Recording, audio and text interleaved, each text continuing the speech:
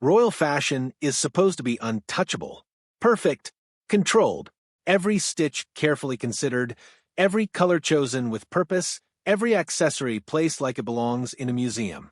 It's a world where elegance isn't optional, it's expected. But every now and then, someone steps outside those invisible lines. And when that happens inside the royal family, the world notices, because breaking fashion rules is one thing. Breaking royal fashion rules? That's something else entirely. Over the years, one royal in particular has quietly, sometimes boldly, challenged those expectations.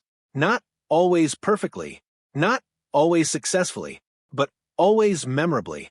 And every time she did, people asked the same question: was this a mistake or a statement? This is the story of how Princess Beatrice went from being mocked for her fashion choices to becoming a symbol of confidence, individuality, and evolution, one outfit at a time. Let's start with a moment that at first glance looked like something straight out of a fairy tale. A royal wedding, soft colors, elegant guests, a historic setting filled with tradition and quiet grandeur. Everything was exactly as expected, until suddenly it wasn't, because standing beside the bride was a figure who didn't blend in. She stood out, brightly. At the wedding of Princess Eugenie, the atmosphere was serene and perfectly curated. Pastel tones floated through the chapel, delicate fabrics catching the light, every detail designed to create harmony. And then came the electric blue.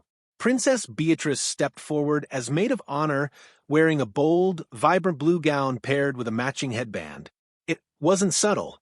It wasn't quiet. It didn't fade into the background. It demanded attention.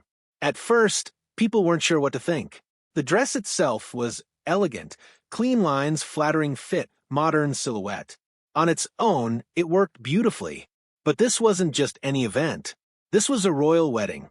And in royal weddings, there's one unspoken rule that matters above all else. Nothing should outshine the bride. Bridesmaids are meant to blend, to complement, to create a unified, harmonious visual that keeps all eyes on the bride. Beatrice's dress did the opposite. It popped in every photograph. It glowed under the chapel lights. Next to the soft ivory tones of the bridal gown, it looked almost defiant. Within minutes, the internet had made up its mind. Some people loved it. They called it bold, refreshing, confident. Others couldn't believe it. They joked that it looked like a highlighter in a sea of pastels. But what truly stood out wasn't just the dress. It was her reaction. She didn't shrink. She didn't hide. She didn't look uncomfortable. She stood tall, smiling, completely at ease, like she knew exactly what she was doing. And maybe she did, because that moment revealed something subtle, something that would become clearer over time. Princess Beatrice wasn't always interested in blending in, and if people thought that blue dress was unexpected, what came next would make it look almost tame. Because not long after, she stepped out in an outfit that didn't just raise eyebrows, it confused them. The setting this time was far more somber. A memorial service, a moment of reflection, a gathering defined by quiet respect and tradition. The kind of event where every detail is carefully restrained. Black attire, subtle accessories, controlled elegance. That's what everyone expected. And at first, it seemed like Beatrice had followed the rules perfectly. She arrived in a black coat, dress, appropriate, respectful, fitting for the occasion. But then people noticed something else. A headpiece. Not just any headpiece. A large black veil. Now, in royal tradition, veils carry meaning. They aren't just decorative. They signal specific occasions, specific levels of mourning, specific forms of respect. And here's where things became complicated. Because black facial veils are traditionally reserved for funerals of the highest order, particularly for monarchs. Not memorial services, not Thanksgiving ceremonies. So while her outfit looked respectful on the surface, it quietly broke a deeply rooted tradition. The reaction was immediate. Some people understood the gesture. They saw it as deeply emotional, a personal expression of grief. Others saw something entirely different. To them, it felt theatrical, overdone, even inappropriate. Social media lit up with comparisons, jokes, and debates. Some called it dramatic. Others said it looked like something from a gothic runway show. But beneath all the noise, there was a more human story. Because grief isn't always neat. It doesn't always follow rules. And perhaps, in that moment, Beatrice wasn't thinking about protocol. She was thinking about loss. Still, in royal life, intention doesn't always matter as much as perception. And once again, she found herself at the center of attention, not for blending in, but for standing out. Then came a moment that proved just how unforgiving royal fashion expectations can be. Because this time, the controversy didn't come from something bold or dramatic. It came from something almost invisible, a detail so small you could easily miss it. But people didn't. At a funeral, where every element of appearance is scrutinized, Princess Beatrice appeared in a perfectly appropriate black ensemble. Structured coat, elegant fascinator, everything in place, until your eyes move downward. No stockings, bare legs. Now, to most people, this might seem insignificant, but within royal etiquette, it's anything but. Stockings are considered a standard part of formal attire, especially at solemn events like funerals. They're subtle, understated, but essential. Without them, something feels off. And that's exactly what happened. The internet noticed instantly. Comments poured in. Critics dissected the look. Social media turned a barely visible detail into the main story. Some called it a major breach of etiquette. Others dismissed it as overreaction. But once again, Beatrice found herself at the center of a conversation she likely never intended to start. And once again, it raised the same question. Was this deliberate or simply human?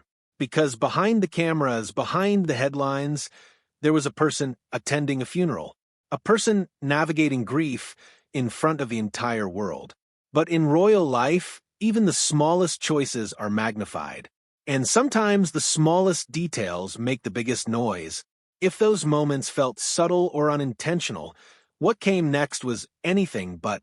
Because this time, there was no ambiguity, no quiet deviation, no accidental misstep. This was bold, deliberate, impossible to ignore. At a high-profile gala, Princess Beatrice stepped onto the scene wearing a sleeveless black tuxedo-style gown.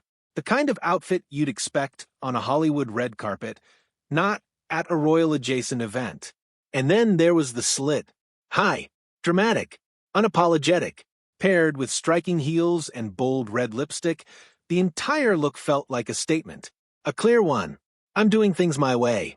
Now, in royal circles, there are unspoken guidelines, especially when it comes to modesty. Hemlines tend to be longer. Silhouettes more reserved. Makeup more neutral. This look challenged all of that. And people noticed. Some were impressed. They saw confidence, glamour, a modern edge. Others were less enthusiastic. They whispered about protocol, about expectations, about whether this crossed a line. But whether people loved it or criticized it, one thing was undeniable. They were watching. Because this wasn't just fashion anymore. It was identity. Of course, no discussion of Princess Beatrice's fashion journey would be complete without mentioning the moment that changed everything. The moment that turned her into an internet sensation overnight. A royal wedding watched by millions. Cameras flashing. Every outfit analyzed in real time. And then that hat. It wasn't just unusual. It was unforgettable. Loops, twists. An abstract shape that defied easy description. Some saw art. Others saw chaos. The internet saw opportunity. Within hours, comparisons flooded in. A pretzel, a spaceship, even a toilet seat. Memes spread faster than the ceremony itself. Entire communities formed just to discuss and mock the headpiece. It became more than a fashion choice. It became a cultural moment. For many, it was a disaster. But in hindsight, it was something else entirely. A turning point. Because from that moment on, Princess Beatrice was no longer just another royal in the background. She was someone people paid attention to, someone who sparked conversation, someone who, intentionally or not, made fashion interesting. And that's where things began to shift, because over time, the narrative changed. The The bold choices, the criticism, the viral moments, they weren't just isolated incidents anymore. They were part of a larger story, a story of experimentation, of learning, of figuring out where individuality fits within tradition, from headbands instead of hats to dresses that revealed more than expected to subtle rebellions that challenged decades-old rules. Each moment added another layer, and slowly, something unexpected happened. The criticism softened, the conversation evolved. People began to see not just the outfits, but the person behind them. Someone navigating a world where every decision is public, every choice is judged, every mistake is amplified. And instead of retreating, she adapted, refined, evolved.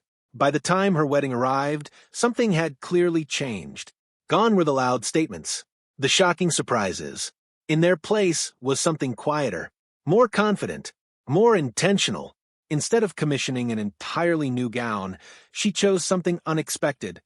A vintage dress once worn by royalty before her. It wasn't just a fashion choice. It was a message, a balance between past and present, tradition and individuality. And for the first time in a long time, the reaction wasn't divided. It was admiration. Because this wasn't about standing out anymore. It was about knowing when and how to do it. Today, when people look at Princess Beatrice, they don't just see the viral moments or the controversial outfits. They see a journey, from experimentation to refinement, from uncertainty to confidence, from being defined by mistakes to defining her own narrative. And maybe that's what makes her story so compelling. Because it's not really about fashion. It's about growth, about learning in public, evolving under pressure, finding your voice in a world that constantly tries to shape it for you, and proving that even in the most traditional spaces, there's still room for individuality, even if it starts with a dress that doesn't quite match or a hat that no one can quite explain. So, the next time you see a royal outfit that sparks debate, raises eyebrows, or sets the internet on fire, remember this. Sometimes it's not just a fashion choice. Sometimes it's the beginning of a transformation. And sometimes breaking the rules is exactly what it takes to redefine them.